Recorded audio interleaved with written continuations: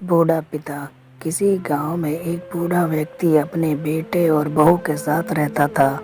परिवार सुखी संपन्न था। किसी तरह की कोई परेशानी नहीं थी। बूढ़ा बाप, जो किसी समय अच्छा खासा नौजवान था, आज बुढ़ापे से हार गया था। चलते समय लड़खड़ाता था, लाठी की जरूरत पड़ने लगी, चेहरा झुर्रियों से भर चुका था। बस अपनी जीवन किसी तरह व्यतीत कर रहा था। घर में एक चीज अच्छी थी कि शाम को खाना खाते समय पूरा परिवार एक साथ टेबल पर बैठकर खाना खाता था।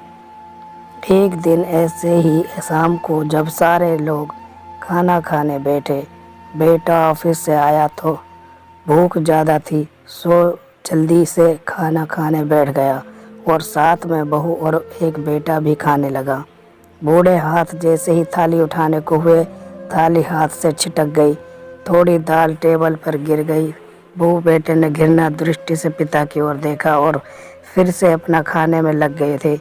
बूढ़े पिता ने जैसे ही अपने हिलते हाथों से खाना खाना शुरू किया तो खाना कभी कपड़ों पर गिरता, कभी जमीन पर। बहू ने चिढ़ते हुए कहा, हे राम, कितनी गंदी तरह से खाते हैं, मन करता है किसी थाली किसी अलग कोने में लगवा देते। बेटे ने भी ऐसे ही हिल आया, जैसे पत्नी की बात से सहमत हो। बेटा ये सब मासूमियत से देख रहा था। अगले दिन पिता की आंखें सब कुछ देख थाली उस टेबल से हटाकर एक कोने में लगवा दी गई। पिता की डगबगाती हुई कुछ बोल नहीं पा रहे थे। बूढ़ा पिता रोज की तरह खाना खाने लगा। खाना कभी इधर गिरता तो कभी उधर। छोटा बच्चा अपनी खाना छोड़कर लगातार अपने दादा की तरफ देख रहा था।